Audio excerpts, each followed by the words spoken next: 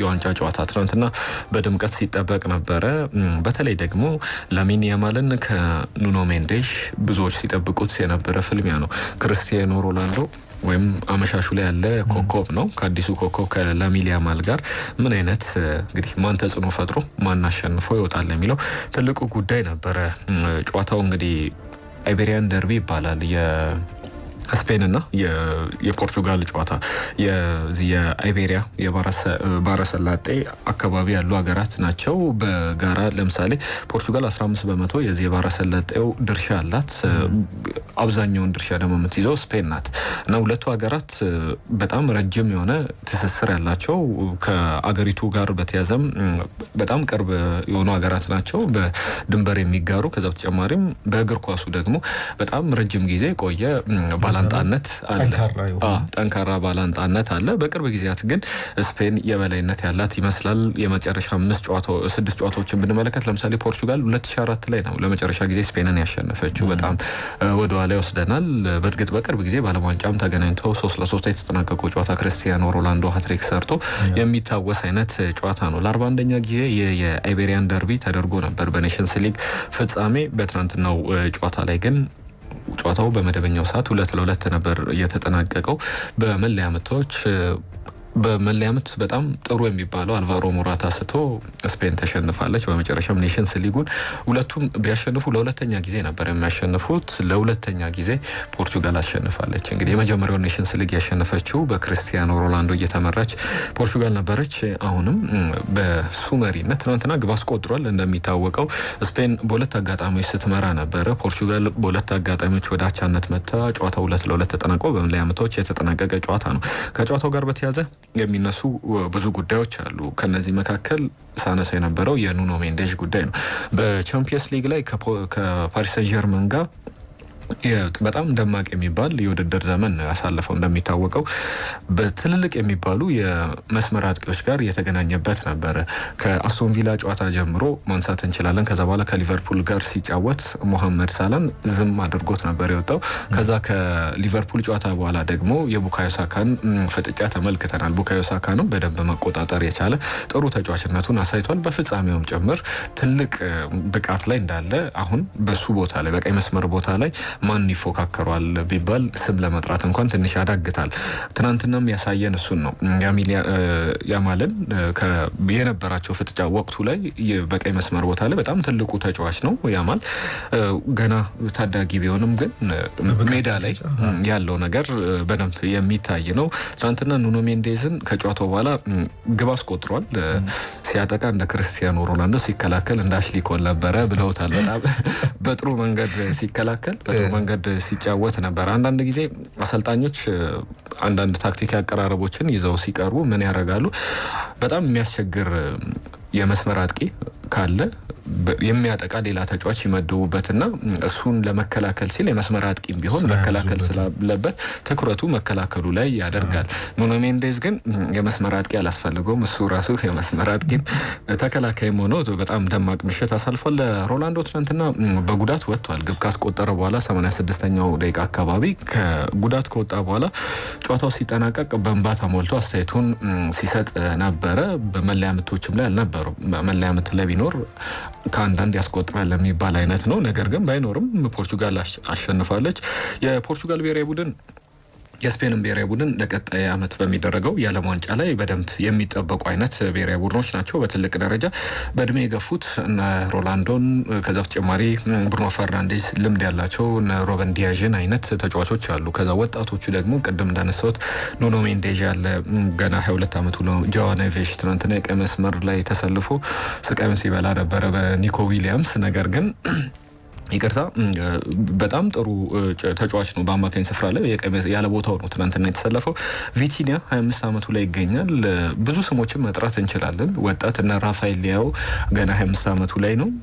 ቀጣይ ዓመት በእርግጥም የፖርቹጋል ብሔራዊ ቡድን ሊሆን የሚችልበት እድል አለ። የሚጠበቅ አይነት ነው። ከዚሁ ጋር በተያያዘ ለሁሉም ግን ፖርቹጋል አሸንፋ ኔሽንስ ሊጉ ተጠናቋል። እንግዲህ በጥሩ መንገድ የተጠናቀቀ ቀንቶታ ባለልምዱ አንጋፋው ክርስቲያኖ ሮናልዶ በደንብ ያሸነፈበት ነው። ከስፔን ጋር በተያያዘ ግን ባለፉት 6 ጨዋታዎች 15 ግቦች ተቆጥረውበታል። በጣም አዝናኝ ቡድን ነው። በጣም ግብ ያስቆጥራል። እንደዛውም ደግሞ ከኋላው ክፍት ነው። በደንብ ግብ የሚቆጠርበት አይነት ቡድን እንደሆነ ተመልክተናል። ትናንትና ግብ ያስቆጠረው ሚካኤል ኦያርዛባል በጣም እድሜው 28 ዓመት ላይ ይገኛል። ነገር ግን እንደ በጣም ቴክኒካል ፈጣን ላይሆን ይችላል፣ ግን ፉትቦል አይኪው ላይ በጣም ብልህ የሆነ ተጫዋች ነው። ትናንትናም ያንን ሲያሳይ ነበር። ለሁሉም ጨዋታው በዚህ መንገድ ሊገለጽ ይችላል ብዬ አስባለሁ። ከጨዋታው ጋር በተያያዘ ሌላ ፍጻሜ እናንሳ። በፈረንሳይ ሮናልድ ጋሮስ ላይ በፓሪስ የተደረገ የሜዳ ቴኒስ ፍጻሜ ነበር። ካርሎስ አልካሬዝ አሸንፏል። የዓለም ቁጥር 2 ነው። የዓለም ቁጥር 1ን ያኒክ ሲነርን ያሸነፈበት ጨዋታ በጣም በብዙዎች ትኩረት ካገኙ የሜዳ ቴኒስ ፍልሚያዎች መካከል አንዱ ነበረ። ብዙ የሚሰጡ አስተያየቶች አሉ። ሜዳ ቴኒስ ላይ ለምሳሌ በእግር ኳሱ ሮናልዶና ሜሲ አብቅቶላቸዋል፣ ማን ሊረከባቸው ነው እነሱን ካላየን የሚሉ ደጋፊዎች አሉ። ለሜዳ ቴኒሱም ትልልቅ ከዋክብት ሮጀር ፌዴረር፣ ራፋኤል ናዳል በቅርብ ዓመታት ላይ አቁመዋል። በጣም የሜሲና የሮናልዶ ያክል ተፎካካሪነታቸው ትልቅነታቸው የሚነሳ አይነት የሜዳ ቴኒስ ከዋክብት ናቸው። ኖቫክ ጆኮቪች ደግሞ በቅርብ ዓመታት እነሱንም ሮጀር ፌዴረርንም ሲፎካከር የነበረው ማምሻው እድሜ ላይ ይገኛል። ትንሽ በቅርብ ጨዋታዎች ላይም ደከም እያለ ያለ ተጫዋች ነው። አሁን ደግሞ ትናንትና የነበረውን ፍጻሜ ከተመለከቱ በኋላ በእግር ኳሱ ብቻ አይደለም፣ ለምሳሌ እነ ሙሐመድ አሊ በቦክሱ፣ እነ ጆይ ፍሬዘር፣ ከዛ በተጨማሪም ጆርጅ ፎርማን ቦክሱን ሲያቆሙ ቦክስ አበቃለት ሲባል ነበር። ለሜዳ ቴኒስ ግን ትናንትና የነበረውን ፍጻሜ ተመልክተው 6 ሰዓት የፈጀ ፍጻሜ ነው። ስፔናዊ ካርሎስ አልካሬዝ አሸንፏል። የስፔን ብሔራዊ ቡድን ተጫዋቾች በስልካቸው ከማሟሟቃቸው በፊት የእሱን ፍጻሜም ሲመለከቱ ነበረ። ትናንትና ትንሽ በብዙሃን መገናኛዎች ትኩረት ካገኙ ጉዳዮች መካከል የሚጠቀስ አይነት ነው። ከሮበርት ሌቫንዶቭስኪ ጋር በተያያዘ ወደ እግር ኳሳዊ ዜናዎች እንመለስና ከፖላንድ ብሔራዊ ቡድን ራሱን ማግለሉን ይፋ አድርጓል። በተለይ ከአሰልጣኙ ጋር አለመግባባቶች እንዳሉ እየተነገረ ይገኛል። በቀጣይም የሚጠበቅ ጉዳይ ነው። ከዛ ውጪ የማንቸስተር ዩናይትድን የዝውውር ጉዳይ ላንሳ።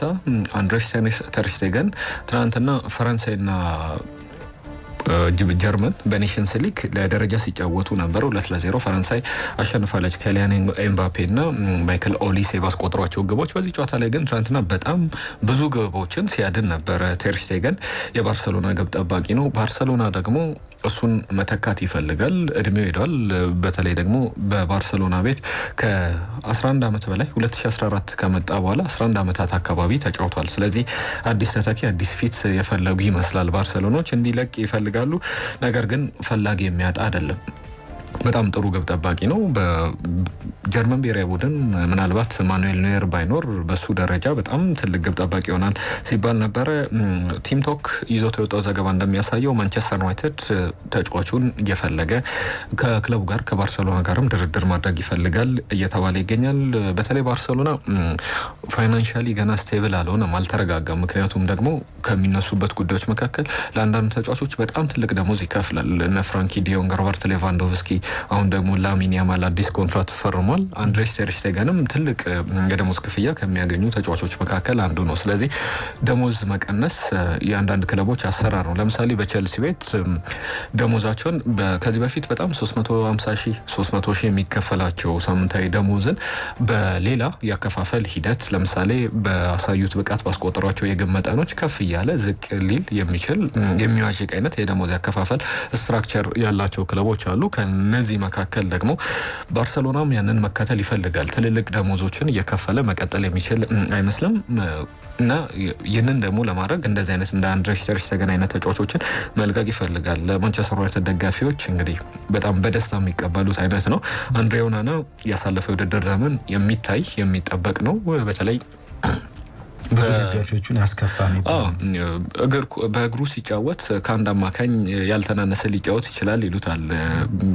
ሁለቱንም ለማርክ አንድሬስ ተር ስቴገንም ለኦናናም የሚነሳ ነው። ነገር ግን ግብ ማዳን ላይ የግብ ጠባቂ ስራ መጀመሪያው ግቡን መጠበቅ ነውና ያንን ማድረግ አለበት በሚል ኦናና ላይ ብዙ የተከፉ የማንቸስተር ዩናይትድ ደጋፊዎች ማንቸስተር ዩናይትድ ግብ ጠባቂ ፍለጋ ገበያ ቢወጣ ቅር የሚሰኙ አይደሉም፣ በደስታ የሚመለከቱት አይነት ነው። ቸልሲም ግን የተጫዋቹ ፈላጊ እንደሆነ በብዙ መንገድ እየተነሳ ይገኛል።